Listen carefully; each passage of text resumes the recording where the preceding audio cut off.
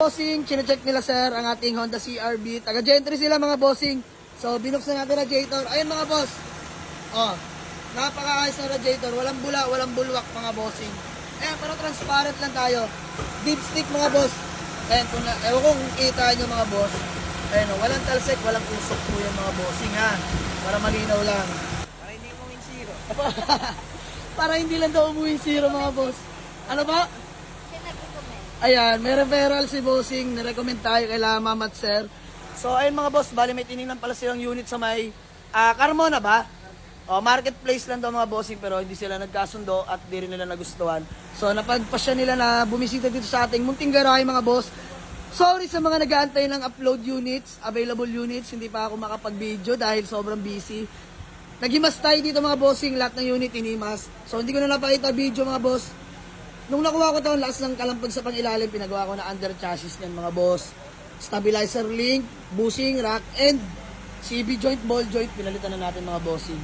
All goods makina, galing Pampanga yan mga boss, di pagkakaila. So ayan, mag-uusap lang kami.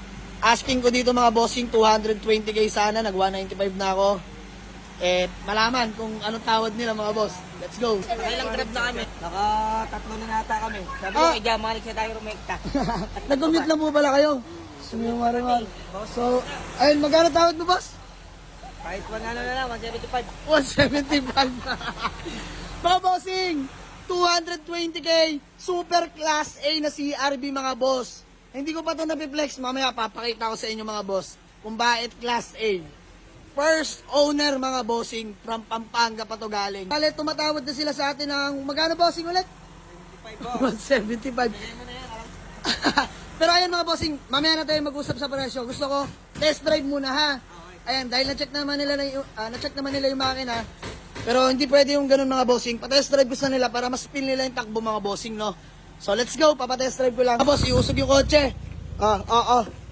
Sipag yarn, ha? Tagalabas na mga unit, ha? Aba. Pogi ng euro. So ilalabas na ni boss dito mga bossing. So ayun mga bossing, oh. Super kinis ng paint mga bossing. Original paint po yan mga boss. Ayan oh, yung bumper mga boss. Orig, wala pang pintura yan mga bossing ha. Stock talaga siya mga boss. So ayun, papatest drive ko lang sa kanila. Buyer from General Trias, Cavite pa. Nag-commute lang sila bossing. Andito na ating Honda CR-V na super class A. All goods? All goods mga bossing. So ayan, usap na lang kami sa presyo. Diyos mo yung maramar. 220k mga boss, tinatawaran tayo. Patay tayo dyan. Super class A na CR-V mga boss. Automatic transmission mga bossing. Gen 1 po yan mga boss, 1999 model. Automatic. Pakita ko na rin sa inyo interior mga boss. Flex ko na lang din sa inyo. Ayan, kaka-carwash lang. All power na mga boss. Fresh interior mga. Napaganda ng mga upuan mga bossing oh. All goods mga boss. Swabing-swabe yan. Ayan, may sounds pa. All goods na. Ano sir, 180? Agad na yan sir kasi tawag nito, meron din kasi kami bata na nagkikingko. May bata. Dapat nga hindi kami ganito.